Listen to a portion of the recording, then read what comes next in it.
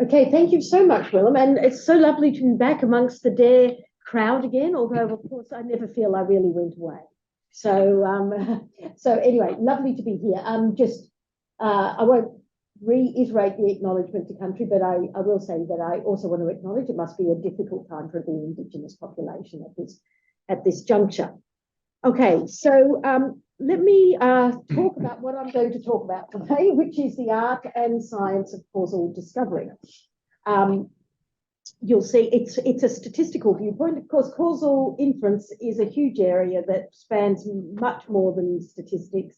Philosophers have argue about it, and economists and various bits and pieces. But this will be a statistical point of view. So one of the things I also thought about calling the talk, because it's one of the things I love most about my job is, you get to find out how the world works. And so that's how I tend to think of causal discovery. So, finding out how the world works can be really exciting. And I hope to take you on my journey in that regard today.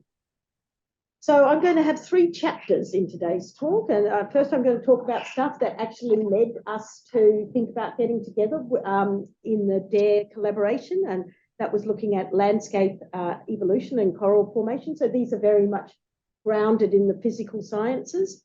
Then I'm going to say, talk about how that led to figuring out what I had learned in the physical sciences and taking it across to the more social sciences where I currently work. And finally, the future, which is where our current research and where it's going. So they're the 3 general chapters that I'm going to be talking about today. It's going to be a bit of a whirlwind tour, and I will definitely be acknowledging all the DARE research that has come out of here as a result. I have deliberately not mentioned any of the students' work in any of this, not because I don't think they're doing wonderful work, but because that's their work and I don't want to talk about their work. So this is work that's in addition to that. Throughout, we're going to be talking about graphical models, and I've got a very basic example here. So I thought I would just start a slide to just, in case there is anybody on the call who doesn't know what a graphical model is. So I have got here an example of a graphical model where we are interested in a child's BMI, which is given by the orange circle, which could be influenced by the mother's or the maternal education, ME, the primary caregivers' own BMI or socioeconomic status. And the idea behind graphical models, particularly directed acyclical graphs, or otherwise known as Bayesian networks, is to find, conditional independence effectively, which enables us to put those arrows. So it's a nice way of understanding or inferring causality, because of course none of this really actually proves causality. I just want to make that clear up front. However, it is a nice framework with which we can begin to think about what causal relationships might exist. And discovering those arrows and where those arrows are, which directions they go, is a large part of the problem. So, here's another graph that says it all starts with maternal education, which leads to socioeconomic status and BMI, finally to the child's BMI. So in thinking about what I'm going to talk about today, I'm going to try and map everything to this structure. And there are 2 components to learning, if you like, this graphical model, this directed acyclical graph. And one is learning actually the structure, so where those lines are and what directions the arrow points. And then conditional on a structure, what are the parameters? So what's the strength or the nature of the relationships, for example, between the maternal education and socioeconomic status? And of course, as everybody in DARE would know, of course, we're Bayesian. They used to put up a sign saying this was the Bayesian temple. So I think that, it's fair to assume that you all know that we're interested in making inference about these things via their posterior distribution, which is given on by the left-hand side of that equation. And of course, that's equal to the prior times the likelihood, or proportional to the prior times the likelihood. And putting priors over graphs is actually not trivial. And I'll talk a little bit about that. And then conditional on the graph, priors over the parameters. And then they're going to be, obviously, our prior beliefs then updated by likelihood functions to give posteriors. And there's 2 sort of areas that sort of we work in, or I work in research, which is models for priors and likelihoods. So coming up with new novel models that may be able to answer questions and be interpretable to the people in the domain. And then the very difficult question that I'll touch at as we get further on in the talk is how we estimate those models, which is very problematic particularly when we're learning structures in graph spaces. So just to reiterate, going through those three chapters that I talked about, the reason that I've decided to group them into those three things is the first set of examples are effectively examples where I know the structure, but I don't know the parameters of the structure. The second chapter is, when we're going to learn both the structure and the parameters, and the last one is the future. What are we doing in research going forward? So, in the beginning there was the structure, and the structure was known, and so this is chapter 1. So chapter 1, I want to talk about two examples that actually led to the formation of DARE, and they were working jointly with the Earthbite group, some of whom are members of DARE, and looking at two particular examples, one of which is how the landscape may have evolved in the South Island of New Zealand, and the other one, how coral formation may have occurred in an island off the Great Barrier Reef.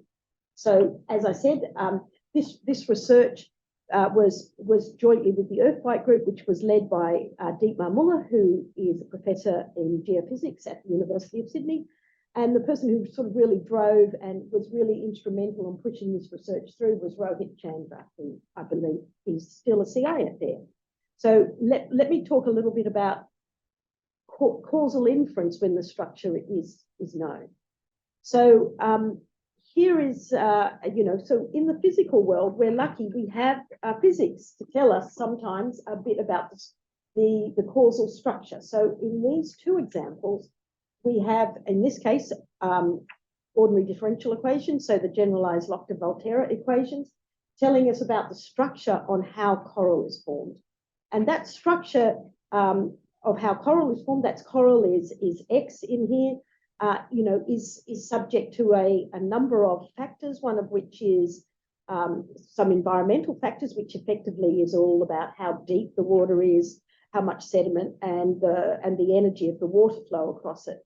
The coral's also affected by the population density of other coral communities. Well, it is the population density of other coral communities, which is the alpha IJs. That's the impact of the growth rate of other communities on the particular coral.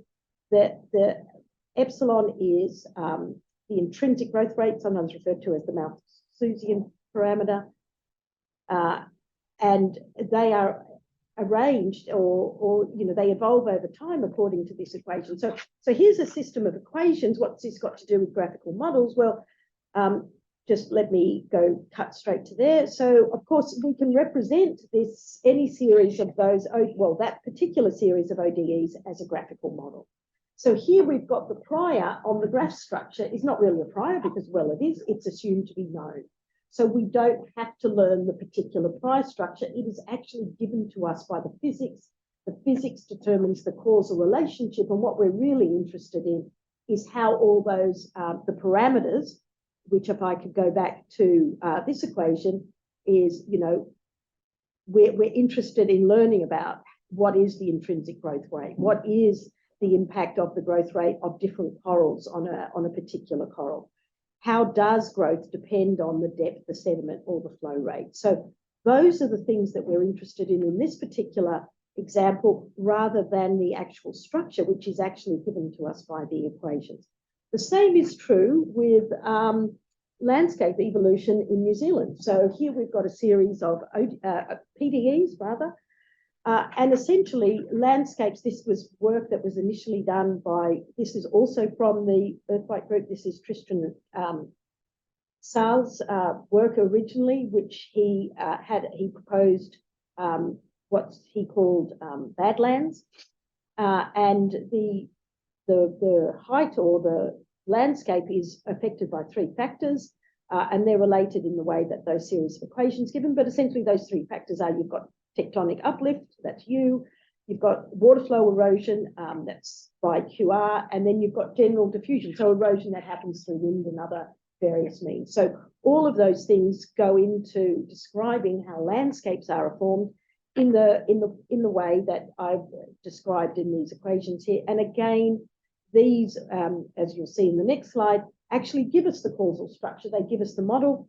And what we're really interested in, we may be interested in, is things like, you know, what was the original rainfall at say 1 million years ago? What can we infer about the landscape 1 million years ago based on the landscape that we have today? So that's another example. There you are. So the causal structure is assumed and given by those series of equations. So here, you know, these type of problems, although the structure is given, you know, the way in which things are related can be quite complex. Obviously, it's very computationally intensive, but it is a way of doing causal inference.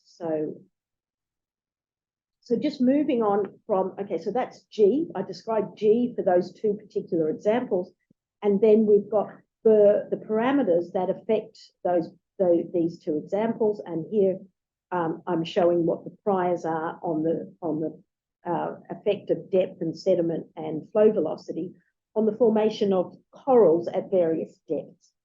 So this is prior information that is provided to us by you know, our domain colleagues, and I can't stress how important it is always to work with people. There's hardly any data. I was about to say there's no amount of data that can reveal everything, and in this particular case, there's hardly any data. So you're very much hopefully working with the domain scientists to embed not just the structure, or the physics of the problem, but also the priors on the parameters that are part of that particular causal structure. Here is in the example of the landscapes, what we're really interested in is, you know, what initial conditions, and initial conditions, as I've said down the bottom there, Z is the height of the landscape, so Z at 0, so that was 1 billion years ago. What might it have looked like? What was the P is the precipitation in meters per year, and epsilon here is erodibility. What might all these things have looked like that led to the landscape that we see today? So we've got the landscape that we see today. That's all we have. We do have priors on the, you know, again provided by our colleagues in the domain, priors on what the landscape may have looked like 1 million years ago.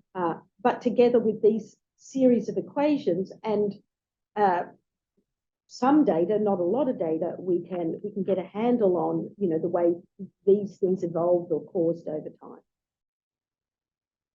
So moving, you know, just keeping in that theme of where with physical models where the graph structure is given, then, you know, we've got likelihoods, and we need somehow to connect likelihoods or data to those parameters and the graph structure via a likelihood function. And so for the coral formation, we have, you know, the coral that is formed. We assume it's one of only three types. So YT here is the type of coral that was formed at time t, and that's obviously if it's one of 3 types, it's a multinomial random variable. And here I've defined pi's. These pi's are the probabilities that are attached to that multinomial random variable, and they're given as a product of, I mean an outcome of that structure and those input parameters. So effectively, these pi's are given to us by theta. So if we have that structure and we knew theta, then we could actually use all those series of equations to roll forward and to get those pi's. And this is, you know, actually solving these and actually running these models forward is very computationally intensive. It's a non-trivial task just to do that itself. And therefore, you know, we have this nice relationship. It's pretty straightforward now because there's this deterministic relationship between theta and g of theta. So g of theta represents those whole series of equations. So I can write down what the probability, or I can get the pi's from G of theta. They are moving theta forward over time via those systems of equations. And because there exists a deterministic relationship between theta and G of theta in this case, then the probability of y given theta is actually just equal to the probability of y given G of theta. Okay, so that's the likelihood in the particular case of the corals. For the likelihoods in the case of the landscapes, we have two sources of data. One is the actual the height of the landform at time capital T, right? That's time capital T is now. And we also have deposits or sediment deposits throughout time that we can date, or they've got a fairly accurate estimate of the date. And so we're going to combine both those pieces of information together with the physics of the equation to give a likelihood function, which is essentially what we're saying is that the likelihood function, is a t distribution which has a mean that's given by the series of the physics equations, right? And the scale parameter or the degrees of freedom is given by mu. So there we have our likelihoods, so models for likelihoods and priors, and to give us our posteriors. This is where we started to run into trouble because actually writing down the likelihoods and priors was relatively straightforward. Actually getting algorithms that could estimate these models was very difficult. And here you can see is the posterior distribution of the growth parameter in the coral given by this histogram, and you can see these were the trace plots of the parameter using parallel tempering. So you can see there's not a lot of mixing, and in fact, what mixing there is tends to be because of the parallel tempering change, movement between the parallel tempering change rather than within. And we should have actually taken some note of this at the time. Needless to say, we didn't. We thought this was great. We rushed out. We got a couple of papers, and we have these posterior surfaces. If you see the one at the top that has all these, it's sort of smooth, but it's got these ridges, and that's what I'm going to come to as we go forward. Okay, so the same is true for the landscape. So we've got model, we've got priors, we've got likelihoods to give our posterior, and now the real meaty issue is how to explore those posteriors. So what sort of algorithms can we use that accurately can sample from this? These are all MCMC techniques. And here is an example of just a terrible parameter trace plot from MCMC. This was the posterior distribution of the initial rainfall in New Zealand 1 million years ago. And these are the trace plots of the iterates of that parameter in the various parallel chains, almost zero moving within the actual chain, and any moving was between chains. So I'm presuming here, if you're not familiar with parallel tempering is if you can imagine, you've got not just one MCMC scheme converging to a particular invariant, or the posterior distribution is the invariant distribution of that MCMC scheme. In the other parallel chains, hence parallel tempering, they are converging to a tempered distribution, so a distribution that's blown up. And that allows it, or should allow it, to, if you've got a blown up version in the extreme, you can imagine what you're converging to is simply, for example, a prior distribution. And because you can switch the iterates between chains, the idea is that you will move through highly multimodal posteriors via parallel tempering. And you can see that here, that was pretty catastrophically failed to do that. So what was going on? So we actually ended up running an experiment when everything was fixed and just having a look at doing a grid search and having a look at the likelihood function of the likelihood of the data across various values of precipitation or rain and erodibility, and this is what it looked like. So it looks pretty horrid, and you can imagine, trying to use any technique to get back that shape of a function would fail. And the real question is, what was going on? It was as I've said there, a very irregular posterior.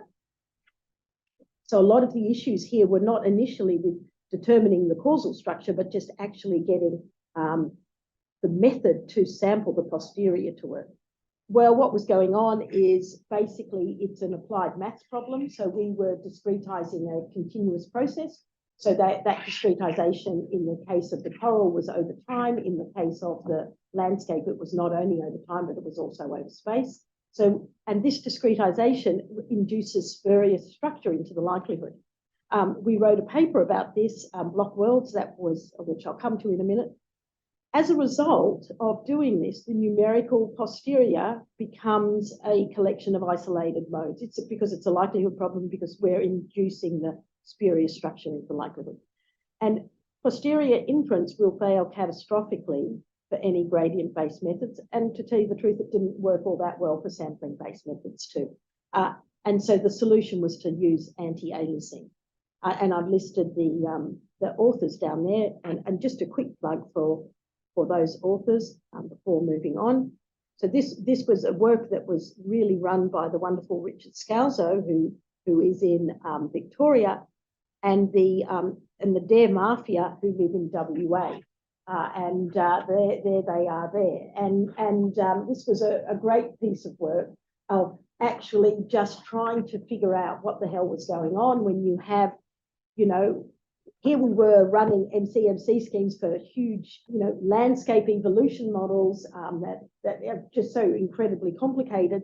And so what Richard did was say, let's just go back to basics, and let's say we're just modeling, we're trying to figure out where there lives a ball that is under the earth, and that's all we're doing. We know there's a sphere, but we don't know where it is, and let's see what the problem is. And so this is how we figured out what was going on, by taking it right back to basics. As you can see there, the density here is the density field that is generated by various types of level of coarseness of the grid in which we did the discretization, a coarse level, a fine level, and then a coarse level with something called anti-aliasing. And you can see, I suppose the big thing to take away here is that the simulated, from this ball that's living under the ground, the simulated surface gravity is pretty much identical, just irrespective of the actual grid that you decided to go from that continuous process into a discrete process. So these are pretty much identical, but here are the cross sections of the posterior. You can see that, so if I just, what we want is this posterior to follow this curve, because that curve corresponds to that relationship between gravity and the radius of the ball, or the density and the radius of the ball. But these very, very similar simulated surface gravity measurements were giving rise to enormously different cross sections of the posterior. And the solution, as I've said, was something called anti-aliasing, which basically says you take a coarse grid and you make it behave as if it was a finer grid. And that gets around the problem. But it took us a long while to find out what was going on. And that was a really lovely piece of research that I was very proud to be a very small part of. So now what I'm going to do is change gears and say, okay, so now I've talked about causal discovery when we sort of know the structure because we know the physics. But a lot of the time we simply don't know the physics, and particularly when we're dealing with in the social sciences. So I'm going to talk about two examples really quickly. I'm going to talk about two examples, but one of them is healthy children, and the second one is going to be mental health, and then I'm going to move on to Thrive. So here, we were asked by the Paul Ramsey Foundation, what were the causal factors that led to a child, childhood obesity? They were interested in trying to figure out the epidemic, or that was in fact obesity globally, and particularly what were the things that were involved that they could do to intervene in order to prevent it. So, you know, in other words, they were asking, could we somehow identify which factors were sort of causal? Because if they're not causal, if they're just correlated, then intervening may or may not help if they're just causal. So, you know, there was data. I'm not going to go through too much what the data. I'm not going to go into detail about what the data was. It's the LSAC data, and I've given a reference to it there. But basically, there were 7 waves of data for 2 cohorts of children, and these cohorts of children were introduced into the study at either birth, and hence it was called the birth cohort, or at kindergarten, and hence it was called the kindergarten cohort. So we have these 2 cohorts of children moving through time, and we have a whole range of factors on these children, and our goal was to figure out what was going on effectively. So that's just a bit of information. Here is some of the sort of variables we had data over. We had the child's BMI, the BMI of the parents. There was the child's level of activity. There was information about the family structure, the finances of the family, the level of education, how well the parents were, whether they were depressed or less or not. There was literally there were scores of variables to choose from. And so we worked very closely with, in this, we worked very closely with the Charles Perkins Centre at Sydney University, and you know, Steve Simpson, who heads up the Charles Perkins Centre, and is effectively an evolutionary biologist or evolutionary nutritionalist, and Louise Bauer, who is a professor of childhood obesity. We work very closely with them to figure out which variables to take and which not to take, because otherwise the problem just becomes unbelievably difficult. I'm going to skip through all of these sorts of things. I suppose these are scatter plots just to show you that they don't really tell you all that much. So now we're in a world, so just now looking at, now we are actually inferring the causal pathway. So rather than using physics to give me the structure, which I've got some knowledge to it, I'm in the murky world of social sciences where, and I don't mean that disrespectfully to social sciences, actually, they present some really interesting problems, but I don't know I don't know what that structure is. So now it becomes a random variable, and we need to attach probabilities to those various structures.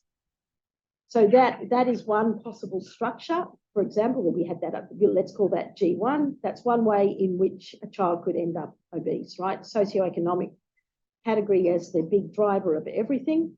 Here's another one where maternal education is the main, you know, is the root cause, if you like, of the problem. And in fact, you know, there are many models, and here, you know, if there are n variables, there are the number of graphs that you can possibly draw grows at a super exponential rate. So you can see that by the time you get up to 25 factors, you've got more graphs than there are atoms in the universe, and so there is no way in which you can do any sort of extensive search across these things. Just to make matters worse, you know, what is the challenges with learning graph structures? Well, there's a whole area called equivalence classes. If you consider the case where you've only got 2 nodes, let's imagine you've got x1 and x2, there is no way you can determine from that whether the arrow goes from x1 to x2 or x2 to x1, because they are equivalent. The likelihoods of both models are equivalent. So, and this happens in all graphs. There will be equivalent classes, and often they'll have exactly the same likelihood score, if you like, but very different interpretabilities as in terms of what the causal structure is. So that's the first thing that the problem is. And the second problem is, as I've said there, you know, if you've got gradients, and that's something that's easy to explore, you know, to get a maximum or to explore that surface, you know, that's easy. It's very difficult when you've got a discrete space. So it's the size and the shape of the model space. And another contributing factor is that another complexity is that there's very rarely ever everything that's either or continuous or discrete. There are often mixtures of the two. And so, modeling dependencies between discrete and continuous variables is another big area of research. There are ways of doing this, like in copular models, but embedding those in at the same time as learning a structure is a non-trivial task. So these are the challenges in learning with graph structures. And I want to absolutely be clear that, causal inference is only possible, real causal, if all relevant variables are in the graph, and that is never the case, right? So you can never get causal inference from just data alone at a snapshot in time. So I want to debunk that in case anybody thought that you could get actual causal inference just by looking at a graphical model. We can infer something about it, but you do need to basically run an intervention or an experiment in order to infer causality. But it can give us suggestions. What a graph does is describe the conditional independence, which is suggestive of causal inference, rather than give us the actual causal inference itself. So there's two lines of research in this space. I'll sort of talk about what we did and what we found in a little while. But there's one line of research which is, in order to find this graph structure, let's convert the discrete optimization problem into a continuous optimization problem using, it's basically using things like turning discrete random variables such as the existence of an edge, like which is a 0, 1, the edge is there or not there, into a continuous random variable, and they often use a Gumbel distribution to take that binary random variable and turn it into a continuous random variable, but it doesn't have to be a Gumbel distribution. If you had modeled the probability of that edge being in or out as a probit function, then it would make more sense to actually use a normal distribution than a Gumbel distribution. So that's one way of, and I've given some references there, some notable, really nice pieces of work. We're working on this problem ourselves, but it's still a work in progress. And better sampling-based methods, that's the other way. So basically sticking with the discrete space and having ways of getting a better sampling-based method that can explore the space by somehow putting structure over the space to make it easier to explore.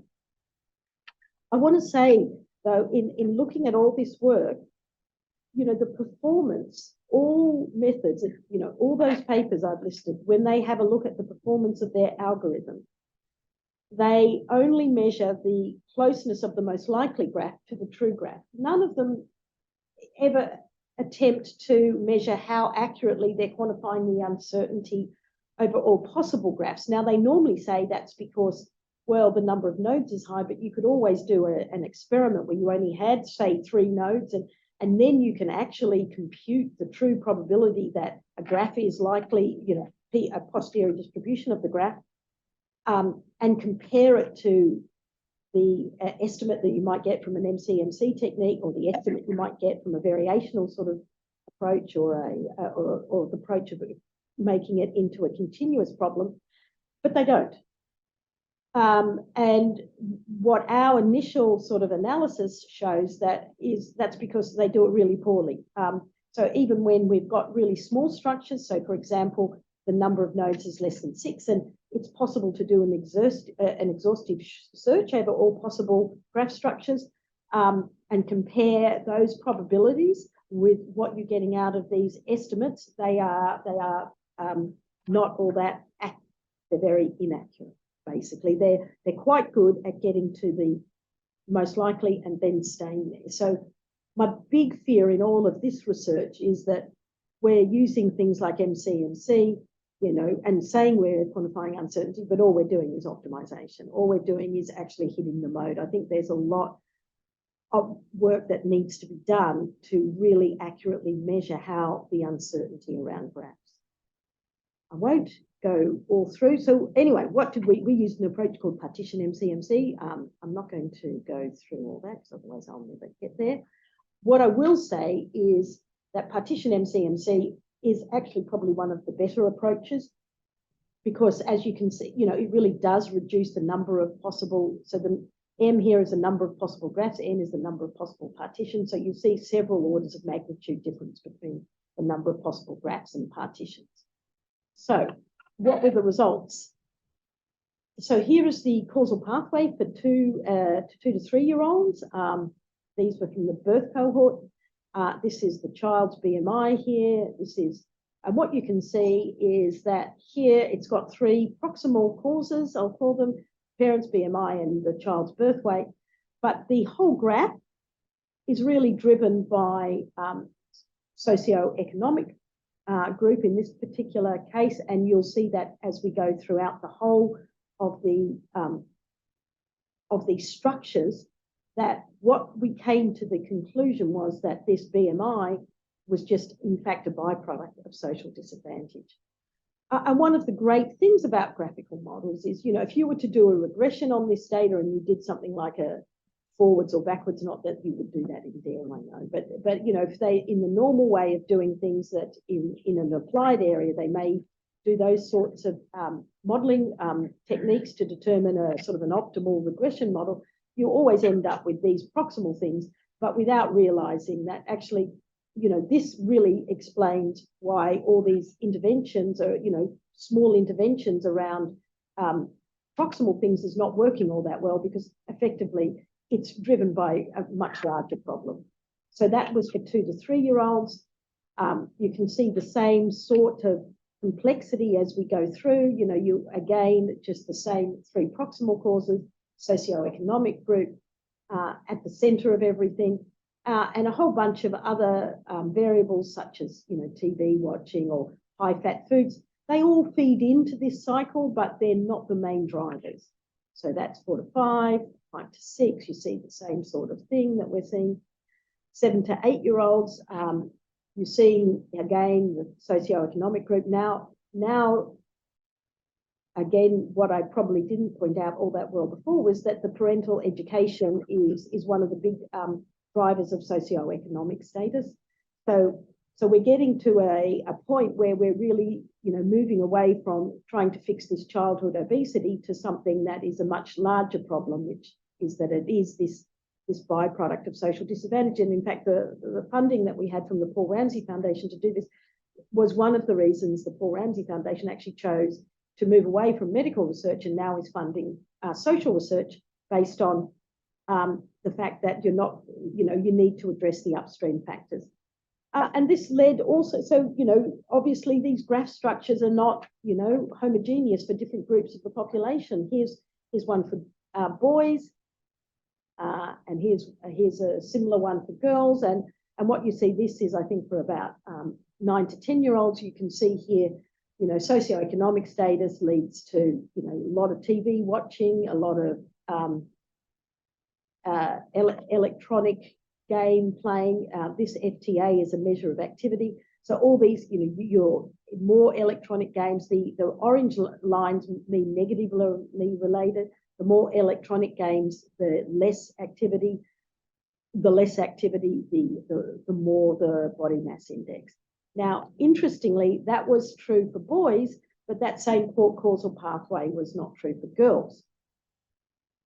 We had that socioeconomic led to watching TV and playing electronic games, but that wasn't really related to activity. It wasn't one of the causal pathways. So this was an interesting observation, which made us think, why, you know, we need mixtures of causal pathways rather than just individual graphs. And of course, at the moment, we're dealing with finite mixtures, but part of the group is now dealing with infinite mixtures of causal pathways or infinite mixtures of DAGs. This new methodology of mixtures of causal pathways was done with the BMI, which is the brain of BMC, the brain and mind center at Sydney Uni. And it has a relevance in the domain in that what we wanted to do was have in the graph structure only things that could be intervened on, right? So things like your gender, typically where you lived, what your parents' education were, are not things that can really change. So that might be, they may be very much influencing the outcomes, but where we put them into influencing the outcomes in a different way than the variables that could be intervened upon. And this idea, you know, it not only just answers the research questions, but it also reduces the model space and makes the methods easier to get to quantify the uncertainty over models. So, you know, this is just more formally, here we have a mixture of graphical models. We've divided our data into things that are modifiable, which are the Y's, and things that are non-modifiable, which is the Z's. And we're basically using those values in the Z's to mix over the possible graphs that you could have. So just because, so this work, again, done with the Brain and Mind Center. The things that they were interested in that they felt were things that they could fit, I've listed under here as Y. Things that the people in their study could not have any control over really were, you know, what had happened in the past. And so they were our Z variables. Just to cut to, so this was the marginal causal structure. These lines now represent the probability that that edge is actually in. So it is just a marginal rather than a joint distribution over all edges. And that's what the structure looks like for one particular, for only a mixture of one, right? Here is going from, so this was the marginal of these edges through to the actual, most likely the map estimate of the DAG about what that looked like. Here you can see insomnia leading to depression, depression leading to suicidal thoughts, anxiety, and various other measures of mental health. Now, once we started to allow the number of mixture, you know, to be more than one, you know, something really interesting happened, which was that it always separated out to those people who had suicidal thoughts, so, and those people that did not. So you can see basically what determined cluster membership was whether or not that person had suicidal thoughts. And this was very important to the researchers at the Brain and Mind Center because this is something that's easy to measure and to know that, for example, the graph structure or the way in which these variables are related is driven by whether or not the person, you can actually have an indicator for which group that they're most likely to belong to, given driven by whether or not that person has had suicidal thoughts, is enormously important for a clinician who's in treating the people. So you know, here is somebody who presents with, I've had suicidal thoughts. You know that it's more than likely that they're going to have a very different way in which all these variables are related to somebody who didn't have suicidal thoughts. And although when we had more than two mixture components, we went up to 3 and 4, there was always that group that was non-suicidal thoughts. So they were not part of the Zs. They were not part of the thing that predicted mixing functions. They were just one of the things that actually ended up being always in a particular group, which I thought was pretty interesting. So there are all those graphs. Right, wrapping up. So that's where we had sort of come from. And now sort of what are we working on now? What does the future hold for causal discovery? Well, to do that, I do want to talk just a little bit about an article that we wrote that appeared this year in the Conversation about how a robot should explore the moon. I want to tie into work we did in DARE around Bayesian optimization with work on graphs to show how we're now thinking about how we can learn causal structures on the fly by setting up sort of effectively real-time experimental designs. So, you know, a robot, so as we explained in the article, a robot goes to the moon. It's got no data except for the fact that maybe the designers gave it a prior belief along with their confidence in that belief. So, you know, you will know that as a prior distribution, of course. But anyway, so the robot goes with what it thinks a map of the moon looks like, and it lands and it faces the decision, which way do I go?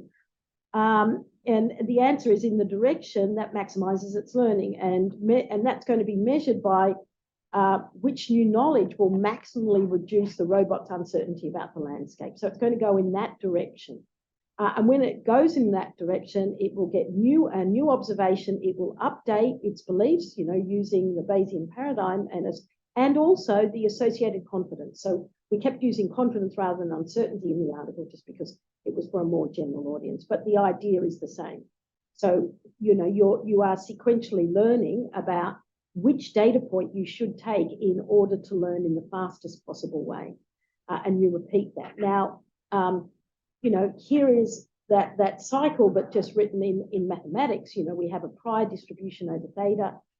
We will gather data that this is here just a measure of mutual information. This says I'm going to go in the robot's going to go in the direction that's going to increase my gain in my mutual information. And you can't really see it there, but that, of course, is a joint distribution of the parameters and the data. But and this is the log of the posterior over the prior. So it's looking at sort of the proportional change that you get in that particular piece by having that particular piece of information times the probability that you get that particular piece of information and that parameter, and then integrating over both. So that's the gain in mutual information. Modeling, we're going to assume for now is always we're going to model things in a graphical model context. So that's a model for a graphical model. We update the beliefs, and then we make a decision about where to go next based on our utility.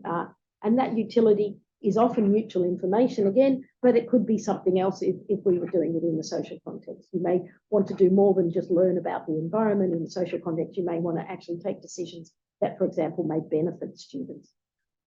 This idea has been a long history of research in robotics. It's still a hugely active area of research in robotics, and I've given a list from an article on it that appeared this year. It was also what we did as part of DARE, led by Rafa. We actually used this to try and figure out about water leaks underground. So this was models that we initially developed in DARE, but now we're going to use this same idea of Bayesian optimization.